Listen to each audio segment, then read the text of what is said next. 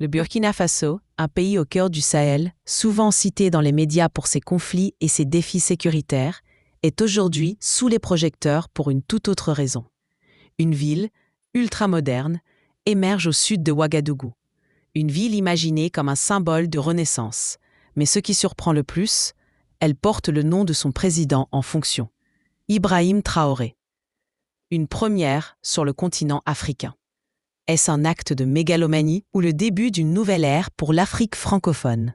Plongeons dans cette histoire. En juin 2024, le président burkinabé Ibrahim Traoré a choqué l'opinion publique en annonçant la construction d'un projet inédit. Ibrahim Traoré City, une ville nouvelle génération, pensée pour incarner le futur du pays. Ce ne sera pas une simple zone résidentielle ou un quartier d'affaires. Ce sera une ville intelligente, autosuffisante, moderne et construite pour durer. La tour Burkindi, un gratte-ciel de 35 étages, dominera le paysage.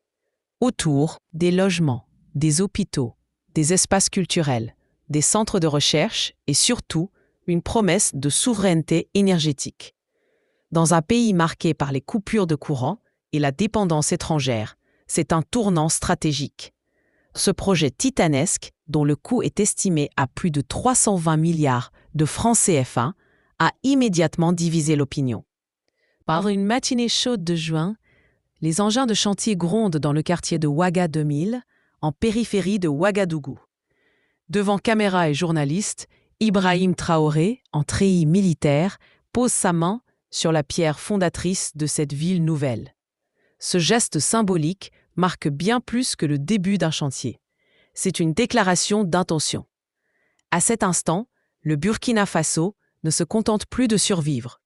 Il décide de bâtir, de se projeter. Même ses partisans n'avaient pas imaginé un projet de cette ampleur. Une ville entière conçue pour rivaliser avec les capitales africaines les plus avancées. Et surtout, un nom gravé dans le béton, Ibrahim Traoré City. Ce projet ne se limite pas à de simples infrastructures. Il s'agit d'un plan urbain complet.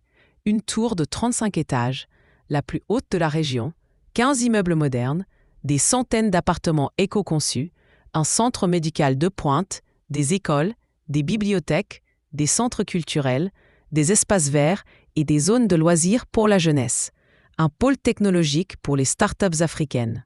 Et surtout, un réseau énergétique indépendant, basé sur l'énergie solaire et les batteries de stockage. La ville veut être autonome en électricité, en gestion des eaux et en transport. Une ambition rare, surtout dans une région marquée par l'instabilité. Mais ce qui distingue réellement ce projet, c'est sa source de financement. Aucune aide occidentale, aucun prêt conditionné par des institutions internationales. Les fonds proviennent de partenaires africains, d'investisseurs privés du continent et de groupes burkinabés. Pour le gouvernement, c'est une démonstration que l'Afrique peut financer ses rêves sans attendre la permission de qui que ce soit. Le projet est donc autant économique que symbolique. Il rompt avec la logique de dépendance, il incarne une vision panafricaine de la souveraineté. Comme l'a déclaré Ibrahim Traoré ce jour-là, l'Afrique peut rêver grand, financer grand et bâtir grand, sans se compromettre. Dès l'annonce officielle, les réseaux sociaux se sont enflammés. Des centaines de jeunes burkinabés ont salué une initiative historique, voyant dans ce projet un véritable tournant pour leur pays. Pour eux, c'est plus qu'une ville. C'est un espoir, la promesse de logement, d'emploi, de dignité retrouvée. Des influenceurs panafricains y ont vu le symbole d'une Afrique qui cesse de tendre la main. Mais tout le monde n'applaudit pas. Des critiques se sont élevées, dénonçant le contraste entre ce chantier ambitieux et la réalité d'un pays encore en guerre. Certains s'interrogent, faut-il investir autant dans le béton quand tant de régions sont toujours déstabilisées par les groupes armés? D'autres alertent sur un risque de culte de la personnalité, dénonçant une décision prématurée de nommer une ville entière d'après un président encore en fonction. Pourtant, même les plus sceptiques reconnaissent que ce projet marque une rupture claire avec le passé. Qui est Ibrahim Traoré? Pour comprendre l'impact de cette ville, il faut revenir à l'homme derrière le projet. Ibrahim Traoré. Né en 1988 dans la région du Oued, il n'a rien du politicien classique. Officier de l'armée, spécialiste de l'artillerie, il s'est fait connaître pour son franc-parler, sa discipline et sa proximité avec les soldats sur le terrain. En octobre 2022, il renverse le précédent régime dans un contexte d'urgence sécuritaire. Mais contrairement aux clichés du pouvoir militaire, il n'a pas choisi la distance ou le luxe. Il est resté proche du peuple, visitant des marchés, des bases avancées, des coopératives agricoles. Il se montre en treillis, sans protocole, sans limousine. Pour de nombreux Burkinabés, il incarne un leadership nouveau, jeune, direct, engagé. Et surtout, il parle au nom de la souveraineté, sans détour. Depuis sa prise de pouvoir, Traoré n'a cessé de marteler un message clair. L'Afrique n'a plus besoin de tutelle. Il a rompu avec la présence militaire française et s'est tourné vers d'autres partenariats, Russie, pays non alignés, coopération Sud-Sud. Pour lui, la véritable indépendance passe par le contrôle des ressources, des choix économiques et des projets structurants. C'est dans ce cadre que s'inscrit Ibrahim Traoré City, une ville pensée comme un manifeste concret de souveraineté.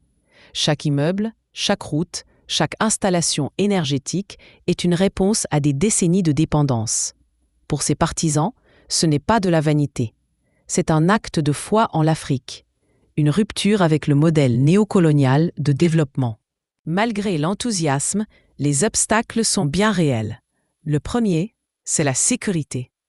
Le Burkina Faso est l'un des pays les plus touchés par les groupes armés au Sahel. Une grande partie du territoire reste instable et des milliers de civils ont été déplacés. Même si Ouagadougou, où se construit la ville, est relativement sécurisé, le pays reste en état d'urgence permanent.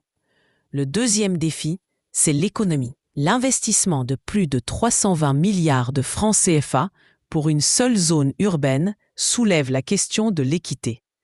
Les campagnes, pourtant essentielles pour l'agriculture et la stabilité sociale, pourraient se sentir oubliées. Certains experts redoutent un déséquilibre territorial croissant. Le troisième défi, c'est la pression populaire. L'espoir généré par ce projet est immense.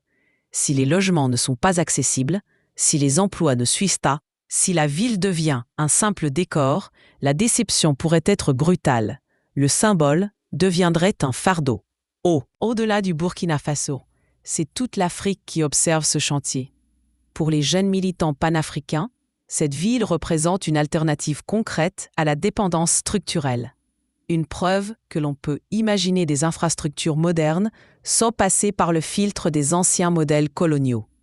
Si le pari réussit, il pourrait inspirer d'autres pays à investir dans des villes intelligentes, énergétiquement autonomes et conçues pour répondre aux défis africains. Mieux encore, cela pourrait créer une dynamique nouvelle autour de la coopération interafricaine, loin des conditionnalités imposées par les grandes puissances.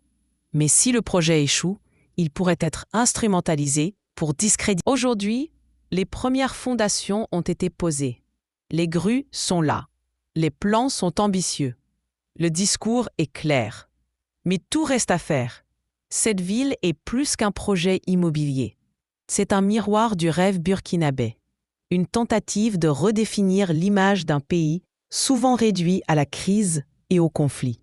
Et peut-être plus encore, un signal lancé à toute l'Afrique. Le message est simple. Nous pouvons bâtir pour nous-mêmes, avec nos propres ressources, selon notre propre vision. Reste à savoir si cette vision survivra aux réalités du terrain. Et vous, qu'en pensez-vous? Est-ce le début d'un nouveau modèle africain ou une utopie trop belle pour durer? Laissez-nous votre avis en commentaire. Et surtout, abonnez-vous pour d'autres histoires d'une Afrique qui se relève.